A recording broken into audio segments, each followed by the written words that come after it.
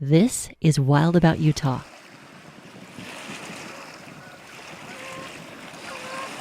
If you stop at the overlook above Bear Lake on a sunny summer day, you may be as surprised as I was to find out that the gray limestone rocks in Logan Canyon are responsible for the brilliant blue color of the lake.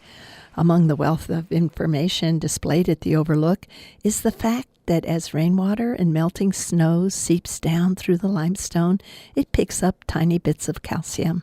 This calcium in the lake water acts as, quote, millions of microscopic mirrors that reflect the exact color of the blue sky.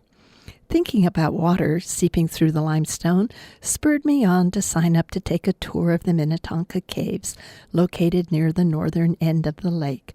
Millions of years ago, water began to seep into small fissures in the rock, widening into larger cracks and puddling into low spots.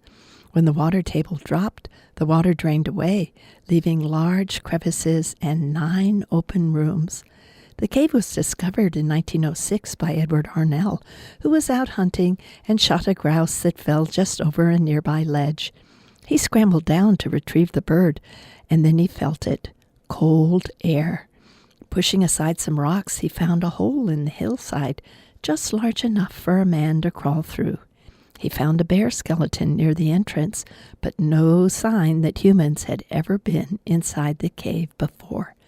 In 1939, the WPA went to work enlarging the entrance. They chiseled 444 steps into the rock and paved a rough path between the rooms. Today, the cave is managed by the Montpelier Ranger Station, who lead tours into the cave in the summer months. When my turn came, I slipped on my hoodie, grabbed the ice-cold railing, and started down the slippery steps with my group. A generator was keeping the path dimly lit while spotlighting some of the drip formations. I was expecting the stalactites and stalagmites, but I was delighted to also see sheets of dripping water frozen in time and looking very much like drapes. Hollow tubes, nicknamed soda straws, hung from the ceiling. About half a mile into the cave, our guide stopped us and turned us around. The rest of the cave, he said, was reserved for the 5 species of bats that spend the winter here. The cave stays a cool 40 degrees year-round, a perfect temperature for hibernating bats, who will lower their temperature to near freezing, slow their heartbeat from 200 to 10 beats a minute, and only take a breath every few minutes.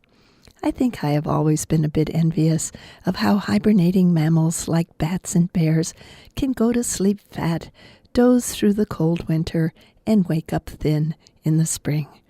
Before we started back up the 444 steps, our guide had one more lesson for us. He turned off the lights to allow us to experience a few moments of utter darkness. Just as the lights came back on, a drip of cold water fell from the cave ceiling and landed on me. I felt like I'd been kissed. This is Mary Hears, and I'm Wild About Utah.